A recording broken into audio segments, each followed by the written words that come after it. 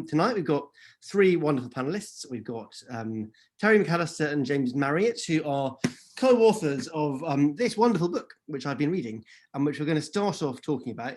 You'll see that Terry's got his product placement over his shoulder, but as author of the book, his endorsement of it is perhaps, you know, he's not exactly neutral in this affair. Whereas I can tell you that having also got a copy of it, it is actually very good, and you should definitely get yourselves a copy if you haven't already. And we're going to, I'm going to start by just talking with Terry and James. So the book, Crude Britannia, How Oil Shaped a Nation, kind of goes through history from the Second World War to today, looking at, as it says in the subtitle, how oil has shaped the UK. And for me, this is a kind of very important and under-discussed question. I think you can't really understand modern politics without understanding the oil industry, and particularly you can't understand modern British politics without understanding its relationship with oil. And I think this is the first book I've seen which has really seriously told that story. And rather than, you know, try to get them to summarize all the work they've done, Tolstoy was once asked to summarize War and Peace and famously said that if I could have said it shorter, I would have done. What I'm going to do is ask Terry and James just to give us, you know, they're both people who've worked throughout their lives, investigating, exploring, understanding the oil industry. Terry with The Guardian, James with the NGO platform. But they've done a lot of research for this book, and I'm going to ask them both just to talk us through some of the things that they found out when exploring, when researching this book, which really surprised them. And maybe I'll start with James, then we'll come to Terry. Thank you very much indeed, Adam, and thank you for inviting me and Terry and Mika as well onto this. It's great, and I hope you're not cooking too much in Scotland. It's pretty toasty here in the Thames Estuary. You asked us what surprised us about this. What did we learn through it? As you say, I've spent 3 decades or so really studying the oil industry, but in the last period, being the last 5 years working on this book, there were two things that really, I would say, just very powerfully struck me. First was the scale of deindustrialization that had taken place in the UK and the role of the oil companies in that. I mean, I was fairly used to the common, you know, parlance that bits of the UK had been deindustrialized, and there was obviously huge economic and social effects on that, coming from that. But what I hadn't understood was the role of a particular industry in that, and that was the oil and gas industry. I had over the previous, you know, couple of decades spotted a closure of a refinery here in the Thames Estuary at Grain, and later on another one at Corriton on the other side of the Thames in Essex. And I have relatives who live near the petrochemical plant in Baglan in South Wales, and I'd seen that close too. But until I started work on this book, I didn't realize just how many things were closed over really quite a rapid period of time, from the mid-90s until the mid-2010s.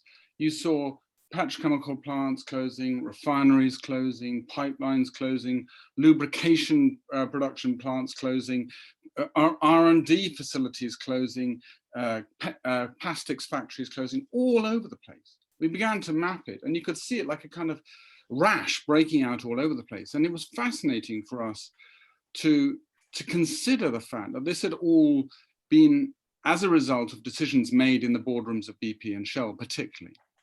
And when we went to interview the head of Shell, Ben van Beurden, we put this to him.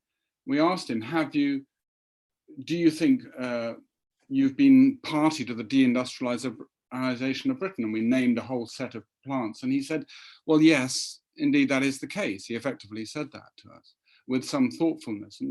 And that was very shocking to me, actually, to see just the scale of it.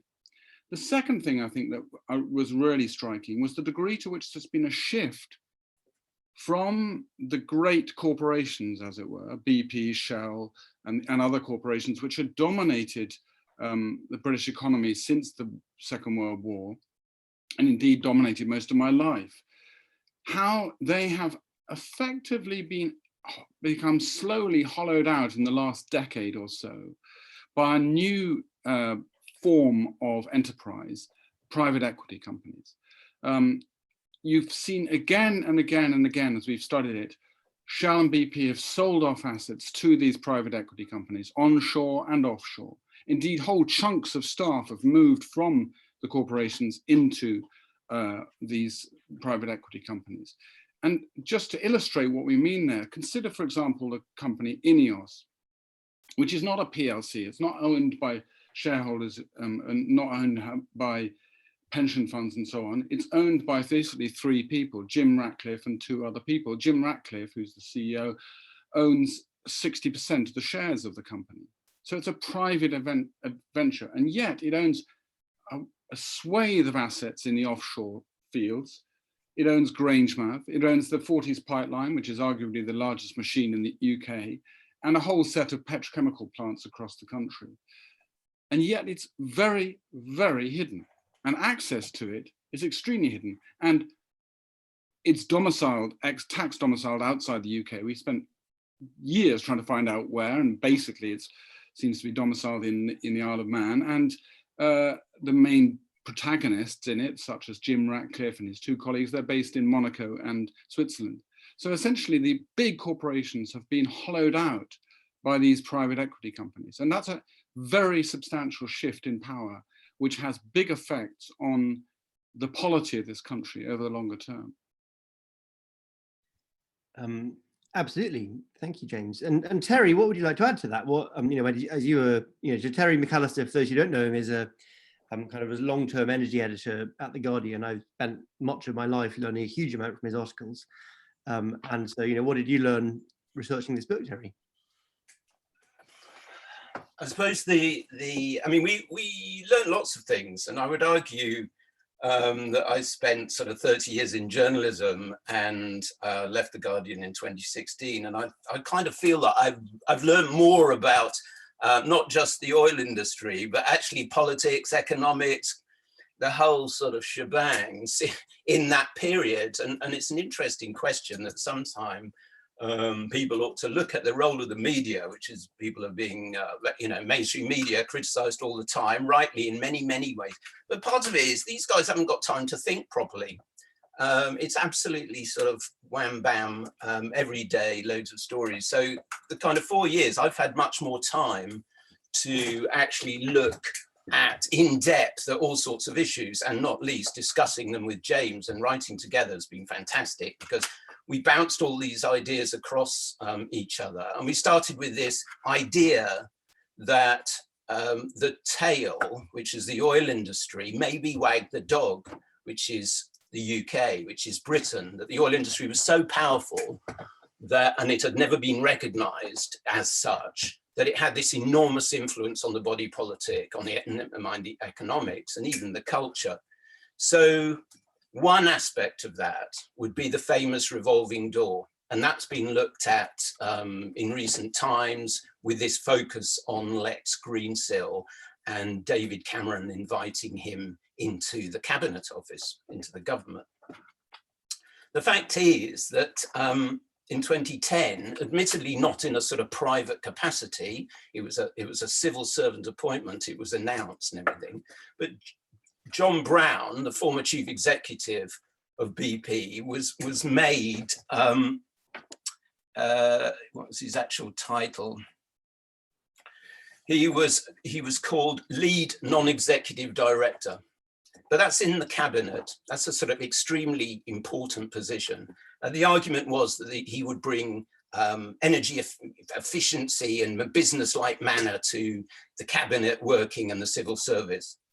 But it wasn't long before he brought in John Manzoni, who's his head of refining at BP. He went on, John Manzoni, now Sir John Manzoni, to become head of the civil service. All other BP executives were brought in. Tony Meggs was brought in to take up the National Infrastructure Commission, which he still heads. Vivian Cox was brought in. Equally, people like Stephen Freese, who's the chief economist at Shell, was made chief economist of the business and energy department. In the opposite direction, you see important politicians ending up on the boards of the major oil companies. The head of MI6, John Sawyers, former head of MI6, on the board of BP. You see people like Sir Nigel Sheinwald, who's been on the Shell board for 10 years. He was a defense advisor to the Prime Minister. And many of today's politicians, Liz Truss, who's down in Cornwall at the moment, you know, cut her teeth at Shell as a manager. A lot of them did. Alan Duncan, you did a very good piece on openDemocracy the other day about Alan Duncan, gleaned from his biography, which is enormously revealing. But the oil industry, and that pertains to a man and foreign policy, which is a whole other thing. But the fact is that these people, the oil industry and the Cabinet Office and senior politicians are absolutely one and intertwined. Equally, Chatham House, our most famous foreign affairs think tank, is riddled with special advisors who, surprise, surprise, come from the oil industry. So why does any of this matter? Well, obviously they can, you know, you've got fossil fuel thinking absolutely embedded in the center of government. And so the government has made some advances in the UK in terms of decarbonising, but it has been through closing coal-fired power stations, not through North Sea oil, which so far has remained sacrosanct. Equally, people who have tried to develop renewable energy projects, like Mark Shorrock, who's included in the book, who tried to develop the Swansea Bay tidal lagoon, ran into enormous problems when he met politicians, which was rare, or he managed to get hold of civil servants like John Manzoni, like Stephen Freese. He found them, although John Manzoni denies this, but Shorrock's view was these people are shut off from new thinking on renewable energy. Another wider view, and I'll finish on this, is just that the whole sort of fossil fuel thinking affects the way people predict the future. And so oil companies like Shell and BP do these scenario plannings, which are taken very seriously by politicians and economists all around the world. But they endlessly underestimate the speed of the transition. They have endlessly underestimated the speed with which renewables can take place. And of course, if you're starting from a view of fossil fuels, you've got a very negative, or you believe in the primacy of the industry you came from. And we could go back, I'll stop now, but we could go back at some stage to experiments that both BP and Shell did with trying to get into renewables 10 or 20 years ago. They tried and they failed. And it's interesting, why did they fail? But if you're looking to the oil majors to change the future of Britain's energy policy, you won't get them leading the way. They're fossil fuel companies. Thank you. Thanks, Terry. And that takes us neatly onto our next and final panelist, Mika Minio-Paluello. I first met Mika when she came up to Edinburgh when I was a student here to talk to our Student People and Planet group about the financing of the fossil fuel industry. And I think over the last, 15, 20 years, there's been a kind of intellectual force in the UK's climate movement, and particularly done a lot of work on the question of just transition, which I'm going to ask us to talk about in a moment. But my question, Mika, is this: if Terry and James describe the kind of extent to which the oil industry and the British state are intertwined, and if we need to, from a climate change perspective, work out how to disentangle those two things really quite quickly, and do that in a way that's just and fair to the people involved. I'm not going to ask you to, explain every step of the way to us. We've only got 45 minutes, and that's a big, complex question. But I'm going to ask you just to give us a couple of reflections on things we need to think about as we work our way through that process. And you're muted, by the way. There we go.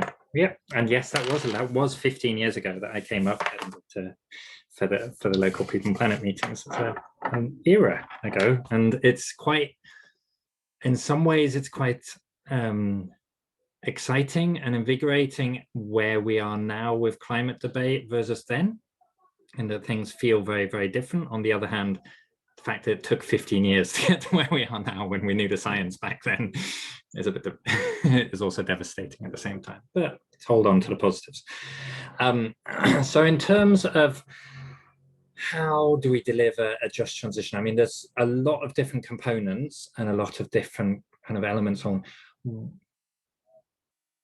where to start and what to take into account. I think an absolutely key element is to ensure that workers are placed, and workers in the sectors that we're talking about are placed at the heart of shaping that transition.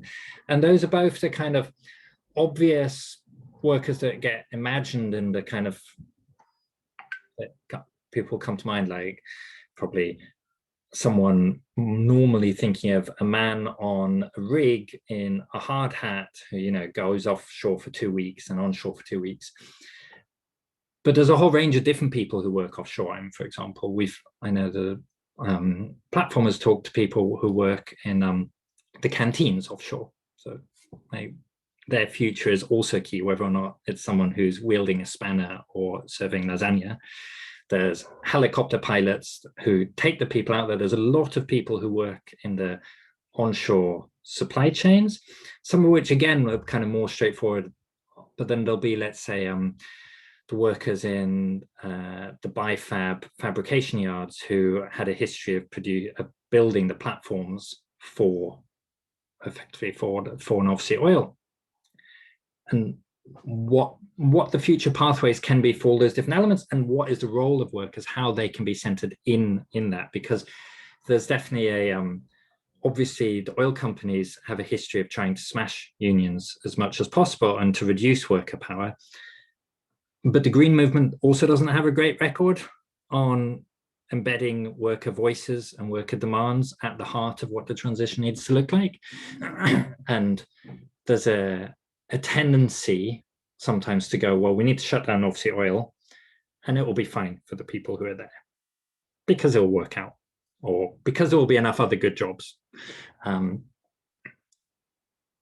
And it won't automatically be fine, because as we all know, the way power is structured and the way the economy is structured, whether it's the power of the oil companies, whether it's neoliberalism, when someone loses a job, there isn't, as a default, something great and wonderful to go into. We don't have a good, like, we're doing some thinking the other day on, actually, if you work in an industrial plant that gets shut down in Sweden, the difference between the income support that you get, having been made redundant in Sweden, to what you were earning before, there's a difference. But compared to the impact in the UK, is vastly different. Like that shift in terms of your living standards, how one can support one's family, whether, you know, people paying rent or mortgage or whatever. And I think recognizing what that means for quite a large number of people, like there are, you know, the oil industry and the oil companies have a tendency to overblow how many people, and to state that more people work in the oil industry than actually do. They like to include the numbers of people who are in induced employment, people who work in Tesco because of someone else spending some money in Tesco. Nonetheless, we're talking about over 100,000 people who work either directly or indirectly. That's a lot of people. Those voices need to be at the heart. And what's crucial is also to think about, well, okay, North Sea oil is in decline. That's very clear. There's no doubt about that. How do we make sure that decline, as it happens in line with climate change, which is absolutely in the climate target, and getting to zero as rapidly as we can, how do we not further deindustrialization? That deindustrialization process that James was talking about, how do we make sure that we're not shutting down one industry and assuming that and basically relying on people working on it in Amazon warehouses after the fact, or in the service sector? Like, the UK has had this big shift from producing things to a growing service sector. And if we shrink producing things more and just rely on services, and ultimately that has repercussions society-wide. So as well as putting workers at the heart, I think there's a responsibility for people who are thinking about, well, what do we do about North Sea oil? How do we move away? To go, well, what does that, how do we build that future economy that does mean that people are still building things, that does provide those jobs for people coming from rigs? And it's not as simple as just going, well, there's going to be lots of offshore wind because the UK has more offshore wind than any other country in the world installed, so surely there's going to be a lot of jobs there, and we're going to keep building lots of offshore wind because the UK government has a 40 gigawatt target, etc. But it's like, well, actually the reality is most of the jobs in offshore wind are not in the UK from the wind farms that are built here. nacelles for new planned wind farms being built off the northeast of England are almost certainly coming from France. Foundations are coming from Indonesia, like from all around the world. Bifab, as I mentioned before, in Fife in Scotland, it's great that they have won some contracts now, a contract to deliver some foundations, but it's a fraction, like to a wind farm. But they're only delivering a fraction of the ones that will be required. It begs the question, well, why can't the UK be making more of the components that will be required? Because if we're not, then we really can't claim to be leaders in offshore wind. Like, just because we've deployed a lot, I think it's a different, there's a very different power dynamic given the history of colonialism in Nigeria. But if you said to people, loads of oil gets extracted in Nigeria, there's lots of rigs there, therefore people in Nigeria benefit from oil, then it's quite clear cut that's not the case. Just because we build lots of offshore wind farms here doesn't mean that people necessarily like benefit, doesn't mean that we're creating those jobs. Obviously we're not colonized, so there's like a different power dynamic, but you still can't make that assumption. And that, I guess, going, well, how ensuring that we put in place the mechanisms to create that jobs, that ultimately requires more ambitious economic policies than most green organizations are prepared to call for. Because it's easy to say, let's build more wind, and it's harder to say, and the government's going to make sure that there's local content, and it's going to stand up to international trade laws, and it's going to invest in manufacturing sites, which is common practice in lots of other countries, but it means standing up to neoliberalism in a way that a lot of the green movement isn't really used to or prepared to do. Thanks, Mika. And I think for me, that takes us on to both a question that Tom Lines has put in the chat, and also one in a sense that I have, and I'm going to put to James first, which is looking back at the history before we come back into the future, which is, can we really, you think about the fact that basically North Sea oil extraction started kind of alongside Thatcherism. I think around 10% of UK government revenues in the early 80s came from North Sea oil. We often hear about the Lawson boom, but I often think that that's better understood as a boom delivered by North Sea oil workers. Would we have neoliberalism in the UK in the sense that we have it now and we understand it if we didn't have North Sea oil? They didn't happen to have found North Sea oil around the same time as Thatcher arrived. How can we disentangle those two things, or can we disentangle those two things? And you're muted, James, by the way. You remind me of a piece of a truism, or not truism, a sort of a storyline which I heard long ago, which is shortly after the fall of the Berlin Wall, some people, senior politicians in Poland, asked a British MP about how could they follow the model of Thatcher and follow the model of Thatcherism in changing their economy. And the response was, you can't, you haven't got North Sea oil. And whether or not that's an apocryphal tale, or whether or not there is a nice piece of truth in it. I think that we argue, Terry and I argue in the book, and we illustrated in the book, that to some extent, North Sea oil fueled the acceleration into neoliberalism that you see under the Thatcher government. But also, it actually created neoliberalism in this country. We detail very closely how a whole set of business practices which moved into BP and in the late 1960s, characterized by Peter Walters, who became CEO of BP at the very end of the 70s. Those ideas drove the company in its restructuring to place the market as being the fundamental driving force within the company from the early 70s, very distinct from the idea of sovereignty being the driving force, and state control being the driving force, and dealing with states being the driving force in the period for the previous 50 years. By the 70s, the company in BP and in Shell as well, they saw the market as being the driving force, and taking that theory, they changed the structure of the company itself, and taking that theory, they went to war with the UK state over the state ownership of first BP. It was owned by the state for 68% up until 1976, and then also North Sea Oil in the late 70s and the 80s. And that war really began not under Thatcher, but during the period of the last Labour government and the Callaghan government. And it was a war essentially fought against Tony Benn and others around him. Interestingly enough, if that war had been lost by the oil companies, we might have turned up into a situation which we have in Norway, which is where essentially the oil was exploited by state-run companies, Statoil, and the state itself built up a huge sovereign wealth fund which underpins its social democratic practices. That wealth fund is absolutely enormous, and the UK could have had the same if it had followed a different path. Indeed, when we interviewed John Brown, he basically admitted that yes, that was a bit of a mistake that the state hadn't done that in the 70s, and he was telling us that in an interview about 2018. So the two are inextricably linked, absolutely inextricably linked. And Terry, I'm going to ask you a similar question, because I think you can go back further. So the historian David Edgerton argues that modern Britain is really an invention of the sort of 1950s and 1960s.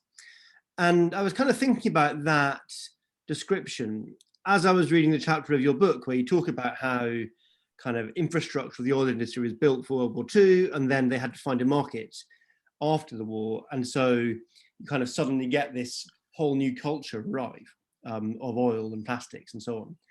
And so, and I know this is quite a kind of, in a sense, a broad and big question just to throw at you on a hot Thursday afternoon, but so I'm not expecting a kind of full answer to it. But can we really understand modern Britain? You know, the Britain that David Edgerton described, you know, that as we are as a country, without understanding the kind of specific role of the oil industry culturally in constructing it? And you're muted, Terry.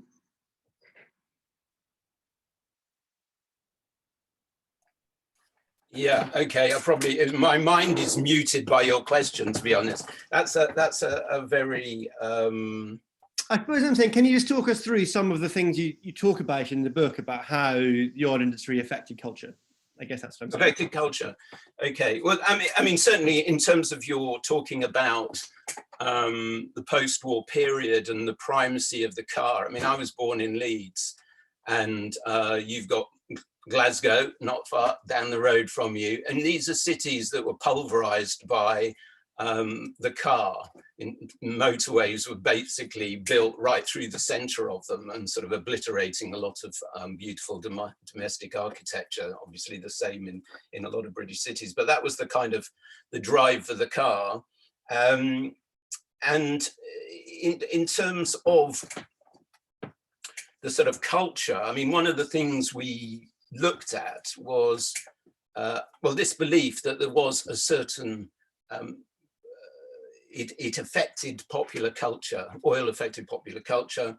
And we sort of hit on this as fans of Dr. Feelgood, Wilko Johnson, who used the imagery of the oil refineries down on the Thames estuary to fire his imagination. They talked about the Delta blues being the Thames Delta as opposed to the Mississippi. And it was a key part of the sort of way they looked at their music. And other people, Orchestral Manoeuvres in the Dark, from the other side of the country, up in Merseyside, were writing what could effectively be called hymns to oil refineries, like the song Stanlow. So you can track the changes all through into the sort of modern times, where Anoni, say, has written the song 4 Degrees, the way you see what's happening in industry or through oil or through climate change is kind of affecting the way people make music, make films. It came very slightly into Can't Get You Out of My Head. but only just touched on that more from a kind of Middle East point of view. Could I say something about a couple of things that have been raised earlier? I mean, Mika's point in particular, you know, the sort of the dangers of blithely assuming that if you close down oil jobs, that there's something will grow up in its place. I mean, one of the saddest things that we track in the book is the way that the renewable energy industry in many ways has acted in exactly the same way as the oil industry did. In the past, it was kind of American oil companies who came in very heavily to extract private wealth from the North Sea. But, you know, it's been foreign companies generally who have invested in the UK North Sea, who have been the operators in the UK North Sea and built their own supply chains. And so the London Array, possibly the most famous wind farm off Britain, was 94% foreign content. This is absolutely insane, but it is because of that free market neoliberal thinking that it doesn't matter who builds it, doesn't matter who invests in it. But the question of ownership, I think, is really important and something perhaps we could get onto later on. But yes, we need manufacturing in this country. You can't just survive on services, as Mika said. And there's a sort of massive opportunity that so far has been wasted in terms of building a truly British supply chain. Thanks. I'm going to go on to a few of the questions we've got now. So we had a bunch of questions submitted beforehand, and also some have been put into the chat, and some of those overlap. There's a question a few people have asked, and I'm going to read out the wording from our anonymous attendee, just typed in now, but I'm aware that other people have previously asked similar questions. But the question is, how does this intertwined relation between the oil industry and the British state affect Britain's foreign policy, particularly over regions such as the Middle East or Latin America, but we could talk about Central Asia and many others as well. It's work that all three of you have done a lot of work on, I know, and obviously there's very long answers, but then would you like to give a sort of brief answer? And you know, James is putting his hand up, so I'll come to you. I think it's such a dominant force. It has been such a dominant force throughout the whole period since the Second World War, and indeed during the Second World War. The role in which British foreign policy has been adapted to assist the needs of the oil companies, and vice versa, how the oil companies have driven UK foreign policy to their own ends. It would take me a week to explain all the details of that, but I think it's the scale at which that has happened is quite remarkable, really quite remarkable. And it continues to happen. I think one of the things that's intriguing is that it's a sort of shadow that continues after the industry begins to wane to some degree. You can certainly argue that the power of the oil industry, certainly in terms of the amount of employment in the UK, certainly in terms of the degree to which it's fundamentally underpins the energy systems of the UK, has been waning in the last 10 to 15 years. But at the same time, the role of the oil industry in forming British foreign policy has not waned. And it's almost like it's a continuation, a shadow after. As one thing declines, another bit doesn't decline. And it may well be, it'll be the smile on the Cheshire Cat. We get rid of the oil industry, but the thing that remains is the way in which it's framed our foreign policy thinking. I might just throw something in there that I think it's relatively straightforward in a lot of people's imagination that North Sea oil is in decline. It's a declining province. There's not that much oil ultimately left to get out of the ground. There's questions on how quickly it declines, how that happens, what the processes are around that. That's not the case in all of the places that BP is drilling around the world. And in a lot of those countries, UK, like the actions taken by the UK embassy are often done very closely in conversation with BP. If BP's the largest investor into a country, then it's you don't really need to do very much research to understand that there's a logic in why the civil servants who are sitting in the embassy, let's say in Egypt, in Cairo, civil servants who are sitting there, BP's has billions of pounds of investment in Egypt. That's considered a British asset. BP is ends up being a key player, a key stakeholder, much more than, let's say, a lot of the people, British people who are living in Egypt, let alone questions around human rights in Egypt. BP plays a quite central role there, and it's the same in Azerbaijan and a range of other countries where BP is a very dominant force, and as a result, UK foreign policy is about supporting BP in that context. And it's not like the UK has an exemplary record in standing up for human rights in many of these countries anyway, but that furthers the kind of the desire to protect British investments and work with who's running the country, whether it's a dictator as in Sisi in Egypt or the Aliyev regime in Azerbaijan. Terry, do you want to comment on this, or shall we move on to our next question? You're muted still, sorry.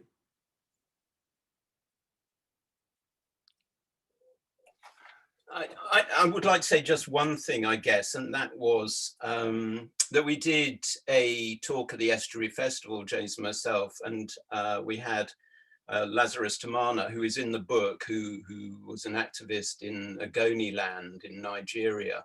And he raised a very important point. I mean, Shell has talked about pulling out of Nigeria onshore, and everyone kind of celebrates. That's fantastic. You know, finally, this environmental destruction will end. But as he says, a lot of people in the global north are talking about just transition, but they're thinking about UK North Sea oil workers, and they are extremely important. But what about the global south, who are actually have much deeper issues that need to be solved? Do we just pull out of the oil industry and leave these countries with their environmental problems and potential, huge employment problems? Shouldn't we take some responsibility for all that oil that we've extracted and has generated a lot of Britain's wealth? Yeah, it's a very good point. I have to say one that I've not thought about a huge amount myself. So the next person I'm going to come to is Rick Lander, who I know works on a lot of these questions for Friends of the US Scotland. And Olivia, I'm wondering if it's possible to get Rick in to ask the question himself, or is that far too much pain? If not, I can just read it out. I'm not sure if we can. Fine, I'll read it out. That's fine. That's actually, not. No, we can. Give me 1 second. Rick, please ask away. And you're muted, Rick. You know what? I just had my JAG this morning. Can you read it out for me? Thank you. Sure. So Rick had a kind of two-part question, which says, on the one hand, can Scotland get over the lost dream of being an independent petro-state? On the other, would Scottish independence help break the hegemony of big oil and big finance in Scotland? And we had a very similar question beforehand from Adrian Wyatt, which is over 90% of this oil, as in North Sea oil, specifically as in Scottish territorial waters, won't Scottish independence hobble the rump UK? And for those of us in Scotland, of course, this is, a massive question at the moment. So I would love all of your thoughts on this, the kind of question of how independence and questions about independence relates to the need to decarbonise and not burn North Sea oil. So any of you like to go first, or shall I pick on one of you? I'm happy to go first. Cool, thanks, Mika. So I think the idea of my understanding of the modelling done by the SNP is the likelihood, the ability, unlike in the run-up to the 2014 independence referendum, there's no longer an expectation that there would be significant enough revenues for Scotland to be oil revenue supported independent state. That doesn't mean that Scotland can't be an independent state, of course, but that the oil revenues are no longer a significant factor. And that's partly about oil being in decline. It's also a factor about oil revenues having consistently been far lower in the UK than they have been in a lot of neighbouring North Sea countries, which, just so I don't lose it, just coming back to the question about John Brown having agreed to the critique that the UK should have set up an oil fund like Norway. I think it's key to remember that it wasn't just a matter of not setting up the oil fund.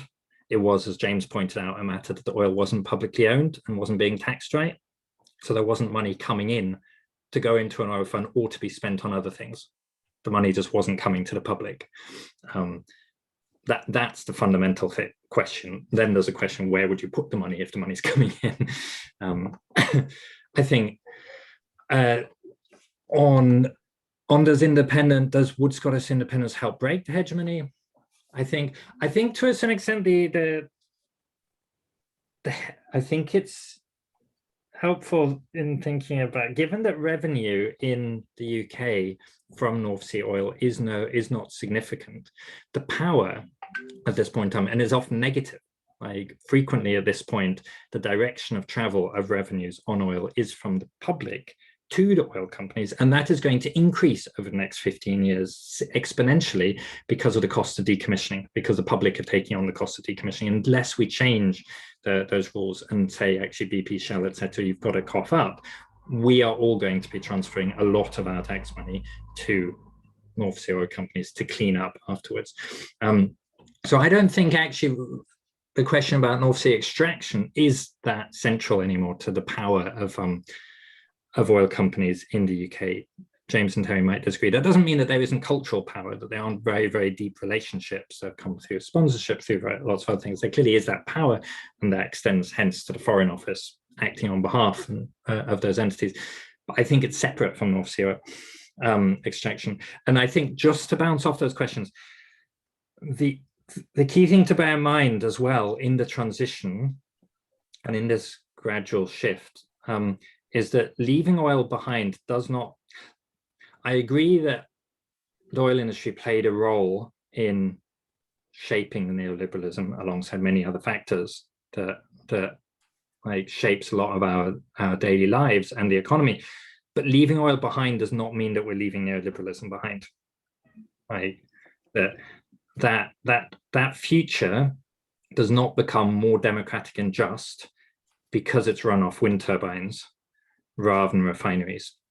And there's key questions on who, coming back to the question of revenues, who gets the revenues from wind production, and also who holds power and who owns that new generation that takes its place. The tech looking different doesn't democratize power. It's ultimately about who has control. And the experience that you see, I mean, like, let's say Ørsted used to be a Danish oil and gas company, now it's Danish wind company, largest wind company in the world. That now Ørsted sponsors the Wildlife Photography Award that used to be sponsored by Shell. Now, yeah, you can make lots of sensible arguments around climate that it makes the Wildlife Photography Award should not be sponsored by a fossil company, it should be sponsored by a renewable company. But Ørsted, despite being publicly owned largely, predominantly, although also Goldman has by the Danish state, in the UK, act very much as a private multinational. That's how they act, that's how they behave, that's how they treat their workers.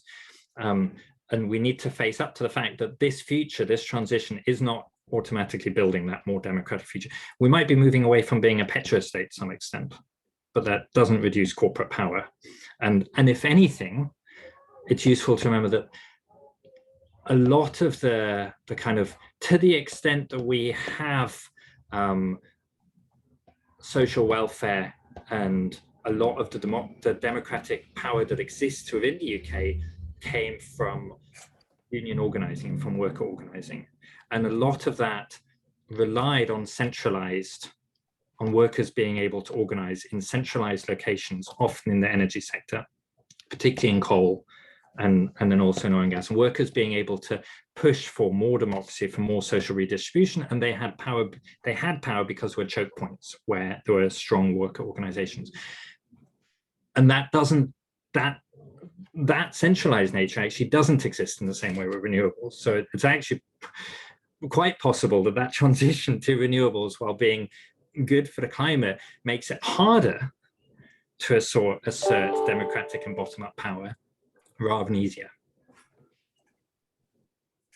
James, do you want to come in? I see you nodding a lot there. Yeah, I totally agree with Mika. I think there's an interesting thing is that it's quite easy to think that by petro-state we mean a state that's producing oil, and therefore if there's no longer oil being produced in the North Sea, we will no longer be a petro-state. But I think what Terry and I have been trying to explore in the book is the fact that the petro-state has many sources. There are many pillars to that state, and the extraction and production of oil in the North Sea is only one of them.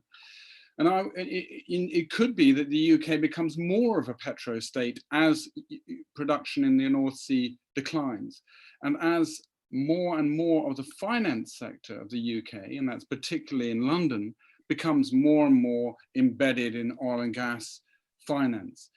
You know, of course, there's a great deal of discussion at the moment about the finance moving out of oil and gas and fossil fuels because of climate change, and there's endless talk about that at the G7. But actually, if you look at the sort of great pumping heart of current finance, which is basically the commodity markets, those commodity markets are driven and absolutely riven through by oil and gas. So the UK's finance sector becomes ever more embedded in oil and gas, but just in a different form. Scotland becoming an independent state may shift the way in which in that process, it may shift itself away from an oil and gas producing country, exactly as Mika said. But it's possible that it will make the rump UK even more dependent upon the oil industry, not necessarily the corporations such as BP and Shell, but all those smaller private equity companies that I was talking about at the beginning. And can I just slightly reframe Rick's question as well, James, because I'd love your thoughts on this. The way that this issue is currently very live in the Scottish media is because there are negotiations between the SNP, who obviously already are the government, and the Greens in Scotland, about whether the Greens play some more formalised part in that government. And a lot of the Tories, for example, have been saying, you know, you can't let the Greens get power because they'll stop North Sea oil drilling and it'll cost jobs and so on. But to put the question the other way around, if you were advising the Greens in those negotiations about, you know, how fast to extract from North Sea oil, what demands they should be making of the Scottish government, and I know that I'm putting you on the spot here, but what would your sort of, you know, what would you be saying to them right now about what they should be demanding from the Scottish government if they're going to take part in any kind of government formally over the summer?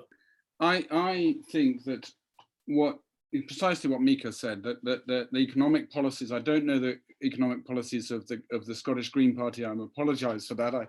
I should be more informed, but I would hope, and maybe they are, but certainly they need to be as boldly, have the radicality of economic thinking that such as Mika was talking about, because there needs to be a just transition. You know, there needs to be properly a transition from oil and gas into other forms of industrial production and other forms of employment, and it needs to be done carefully and when measured. You know, in some ways, one of the most depressing experiences, I think, of writing this book is to go and visit all those places around the UK where you've seen areas which are basically just left behind, to use the phrase, like in South Wales, in Baglan.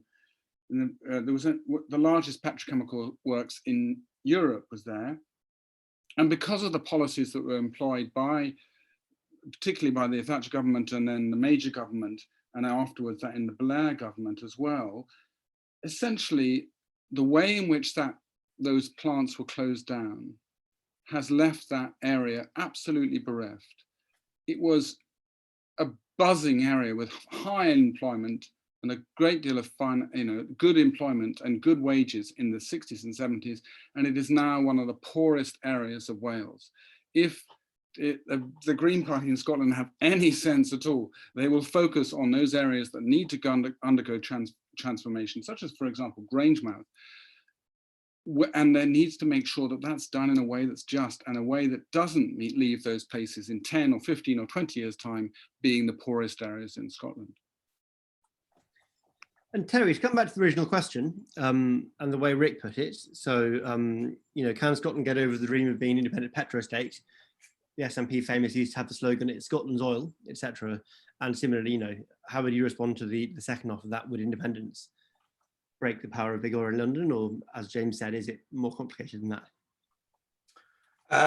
Yeah, well, I mean, what's interesting to me is to what extent the opinion polls suggest that the sort of English people at large, and including the Tory party in particular, seem very relaxed about Scottish independence. They don't seem to find it very threatening.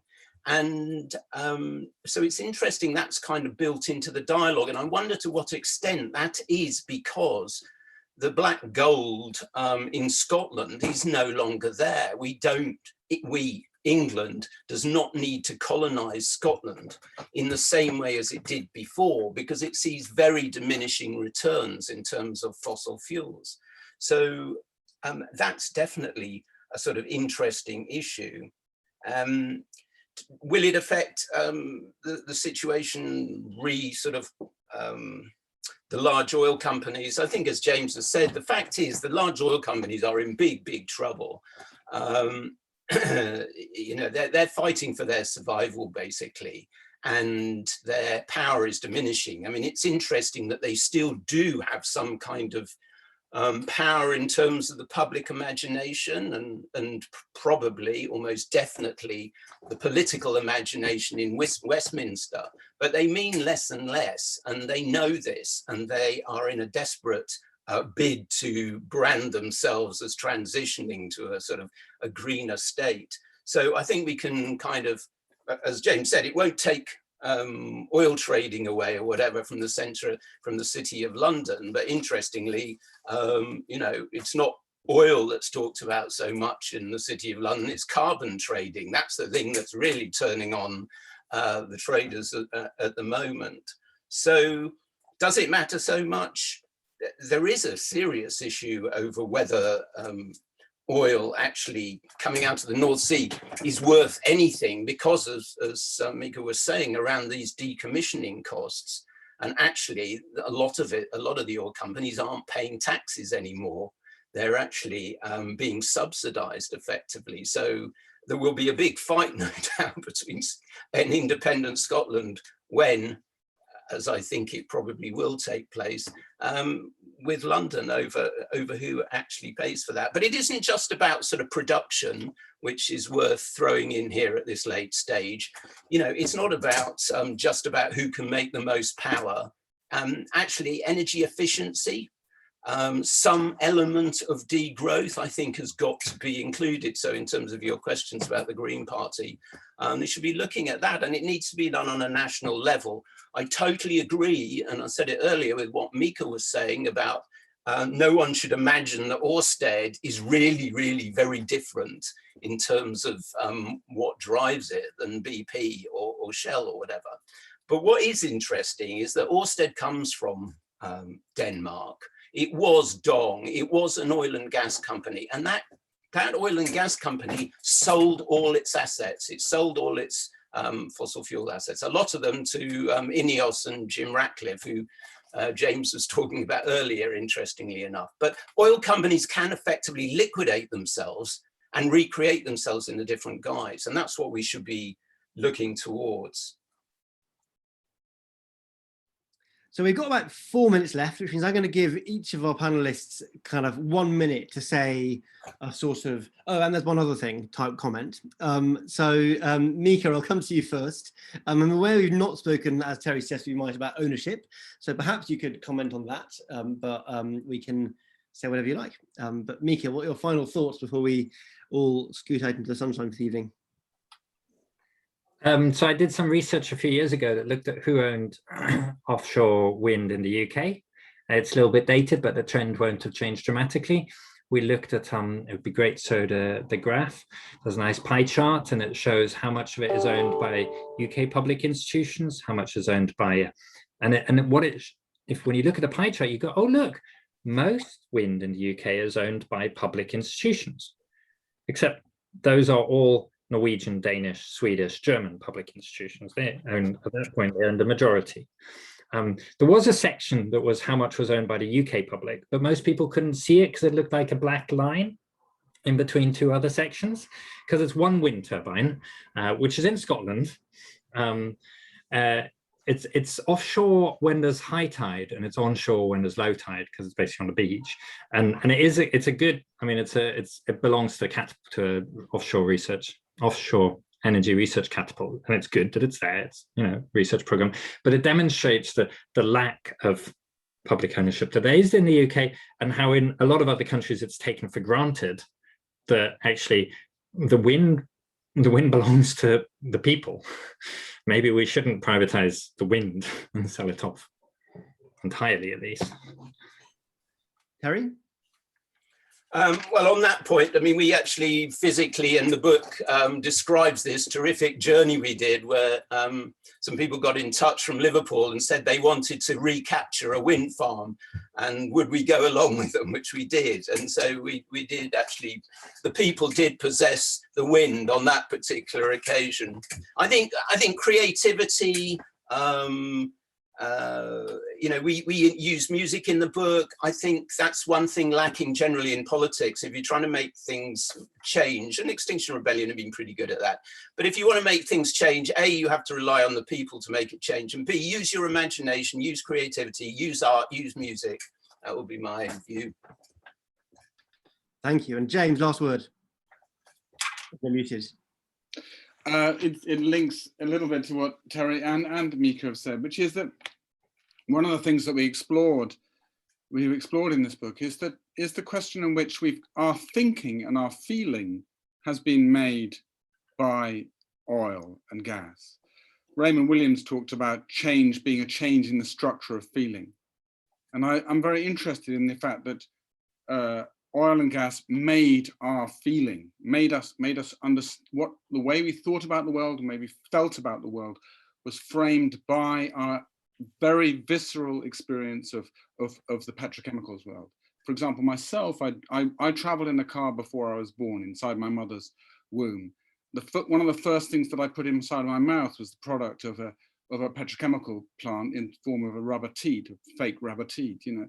And I recently looked after my father as he was dying, and he died on plastic sheets, and he died with a plastic pacemaker in his heart. We have been framed by our thinking, and our feeling has been framed by the petrochemical world. So what does it mean to move into a new structure of thinking? What would be a structure of thinking be like in a world which was driven by wind, and particularly driven by wind and solar that was owned by people, where we had a sense of possession over it, not just ownership, but possession of it. The sense that you possess these resources and they possess you. They frame your feeling in the same way, in some extent, that we think about the NHS, for example. It frames our thinking. It's not just a medical service. So the thing I would close on is, how do we move out of oil thinking and feeling into wind and solar thinking and feeling? Thank you, James. That was beautiful, and I have to say, not surprising to me. One thing I haven't said about the book is that, as well as being fascinating and a really wonderful exploration of some of the issues, it's also poetic, as you can maybe guess from hearing James talk there. And I would absolutely recommend it. The book is, again, Crude Britannia, How Oil Shaped a Nation. Thanks so much to all three of our panelists tonight, and to all of you for joining us on this sunny evening, and we shall hope to see you again next week.